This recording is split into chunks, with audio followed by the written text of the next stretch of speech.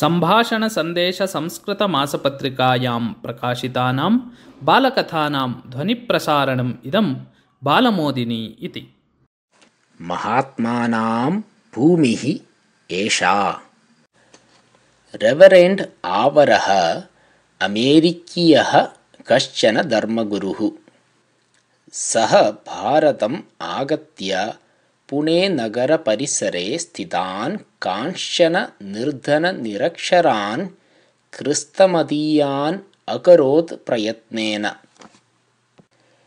एतां वार्तां ज्ञातवान् कश्चन पण्डितः तं दृष्ट्वा अपृच्छत्, किं भवता हिन्दुधर्मग्रन्थानाम् अध्ययनं कृतम् इति? न इति अवदत् आवरः। तदा पण्डितः अवदत्, भवता हिन्दुधर्मस्य निन्दा, क्रिस्तमतस्य प्रशंसा च बहुधा क्रियते। वास्तवं स्वरूपम् अवगत्य खलु निन्दा करणीया। आदौ अवगन्तुं प्रयासः स्यात्, ततः एव अवगुणाः प्रकाशनीयाः इति। एतत् युक्तम् अमन्यत आवरः। ततः सः हिन्दुधर्मस्य अध्ययने प्रवृत्तः अभवत्। तेन संस्कृतं मराठी च अधीते।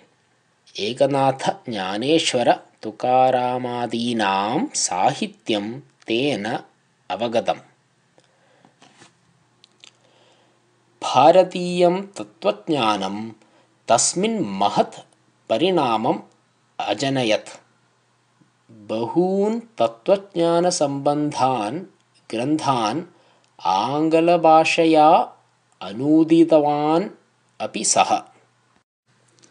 ततः तेन अमेरिकीयायै मातृसंस्थायै यत् पत्रं लिखितं तद् तु नितरां महत्त्वपूर्णं।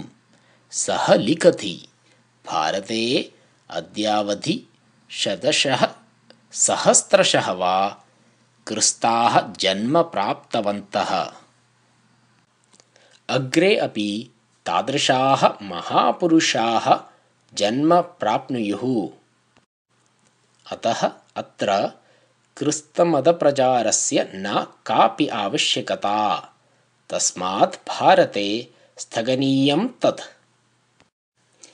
भारतं सत्यधर्मचिन्तनयोः आगारमस्ति।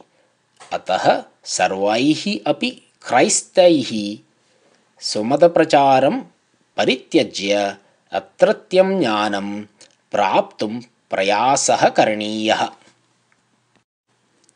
मया मम मतप्रसारकवृत्तिः परित्यज्यते। अमेरिकादेशे 8,00,000मिता या मम सम्पत्तिः अस्ति, ताम् अहं पुणेनगरस्थाय भारतीयेतिहाससंशोधनमण्डलाय अर्पितवान् अस्मि। एतस्मात् ग्रन्थप्रकाशनं प्रवर्तताम् इति मम इच्छा।